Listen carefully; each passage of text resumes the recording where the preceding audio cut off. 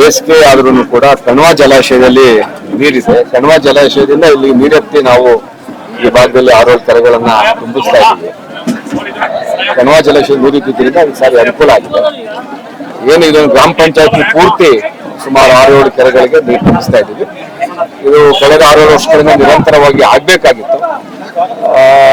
ಇಂದಿನ ಶಾಸಕರ ವೈಫಲ್ಯ, ಅವ್ರಿಗೆ ನೀರಿನ ಬಗ್ಗೆ ಯೋಜನೆ ಆಗಿದ್ರು ಕೂಡ ಅವರು ತುಂಬಿಸ್ತಕ್ಕಂಥದಕ್ಕೆ ಕ್ರಮ ತಗೊಂಡಿರ್ಲಿಲ್ಲ. ಈಗ ನಾವೆಲ್ಲ ನಮ್ಮ ಸರ್ಕಾರದಲ್ಲಿ ನಾನು ಚುನಾಯಿತನಾದ್ಮೇಲೆ ಸೀರಿಯಸ್ ಆಗಿ ತಗೊಂಡು ನೀರು ತುಂಬಿಸ್ತೇವೆ.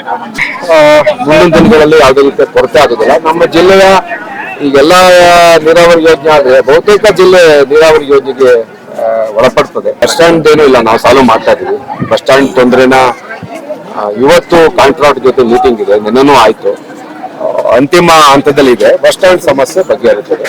ನೀರ ಇಳಿಸ್ತಕ್ಕಂಥದ್ದು ಮತ್ತು ನೀರಾಗಿ ಮಾರ್ಕೆಟ್ ಮಾಡೋದ್ರ ಬಗ್ಗೆ ಫೋಕಸ್ ಮಾಡ್ತಾ ಇದ್ದೀವಿ. ಅದಕ್ಕೆ ಸರ್ಕಾರ ಅದನ್ನ ತಗೊಂಡ್ಬರ್ತೀವಿ. ಸರ್ಕಾರದ ಗ್ಯಾರಂಟಿ ಯೋಜನೆಗಳು ಜನಸಾಮಾನ್ಯರಿಗೆ ಅನುಕೂಲ ಆಗ್ತಾ ಇದೆ. ಇನ್ನ ಪರಿಣಾಮಕಾರಿಯಾಗಿ ಅನುಷ್ಠಾನ ತರಬೇಕು ಅಂತೇಳಿ ಒಂದಷ್ಟು ಹುದ್ದೆಗಳನ್ನ ಸೃಷ್ಟಿ ಮಾಡಿ ಅದರ ಮುಖಾಂತರ ಅನುಷ್ಠಾನ ಆಗ್ತಾ ಇದೆ. ಪ್ರಯೋಜನ ಆಗ್ತಾ ಇದೆ. ಎಲ್ಲಾ ಯೋಜನೆಗಳು ಬಂದಾಗ ಒಂದಷ್ಟು ಸಣ್ಣ ಪುಟ್ಟ ವ್ಯತ್ಯಾಸಗಳಾಗ್ಬೋದು, ಬಟ್ ಅದ್ರೇನು ತೊಂದರೆನೂ ಆಗ್ತಾ ಇಲ್ಲ. ಬಿಜೆಪಿಯವರಿಗೆ ರಾಜಕೀಯವಾಗಿ ವಿರೋಧ ಮಾಡಲಿಕ್ಕೆ ಯಾವುದೇ ರೀತಿಯ ಅಸ್ತ್ರಗಳಿಲ್ಲ ಇವಾಗ, ಹಾಗಾಗಿ ವಿರೋಧ ಮಾಡ್ತಾ ಇದ್ದಾರೆ. ಅಲ್ಪಸಂಖ್ಯಾತರಿಗಿಂತ ಆರ್ಥಿಕ ದುರ್ಬಲರಿಗೆ ಹೆಚ್ಚಿಗೆ ಒತ್ತು ಕೊಟ್ಟು ಸರ್ಕಾರ ಕೆಲಸ ಮಾಡ್ತಾ ಇದೆ. ಏನು ಬಜೆಟ್ ಅಲ್ಲಿ ಬರಲ್ಲ, ಅದು PPP ಮಾಡಲಿ ಆಗಿದೆ, ಅದಕ್ಕೆಲ್ಲ ಚಾಲನೆ ಕೊಡ್ತಾ ಇದೀವಿ. ನೀವು ಸದ್ಯದಲ್ಲೇ ಅಲ್ಲಿ ಜಲಕ್ರೀಡೆನೆಲ್ಲ ಕರ್ಕೊಂಡೋಗಿ ಮಾಡ್ತಾ ಇದೀವಿ. ಎಲ್ಲ ಪ್ಲಾನ್ ನಡೀತಾ ಇದೆ. ಈಗ ಭಾನುವಾರ ನಮ್ಮ ಟೂರಿಸಂ ಡೈರೆಕ್ಟರ್ ಬರ್ತಾ ಇದ್ದಾರೆ.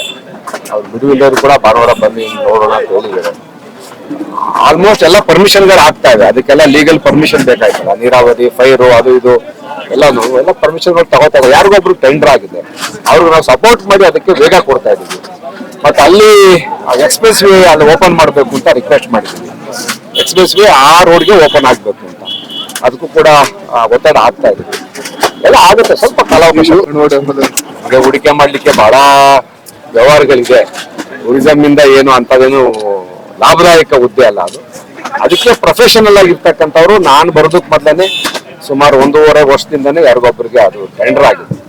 ನನಗೆ ಆಸಕ್ತಿ, ಈಗ ನೀರ ಹಾಕಿ ಸಪೋರ್ಟ್ ಮಾಡ್ತಿದ್ದಾರೆ. ಯೋಗೇಶ್ವರ್ ಅವರೇ ನೀರ ಬಿಡುಗಡೆ ಮಾಡ್ತಾರೆ, ಟೂರಿಸಂ ಮಾಡ್ತಾ ಇದ್ದಾರೆ. ಟೂರಿಸಂ ನಮ್ಗೆ ಮಾಡ್ಲಿಕ್ಕೆ ಬಹಳ ಕೆಲಸಗಳಿದೆ. ಜನಗಳ ಹಿತ ದೃಷ್ಟಿಯಿಂದ ನಿಮ್ಮಂತ ಯಾರೇ ಹೂಡಿಕೆ ಮಾಡಕ್ ಬಂದ್ರು ಕೂಡ ಸಪೋರ್ಟ್ ಮಾಡ್ತಾರೆ.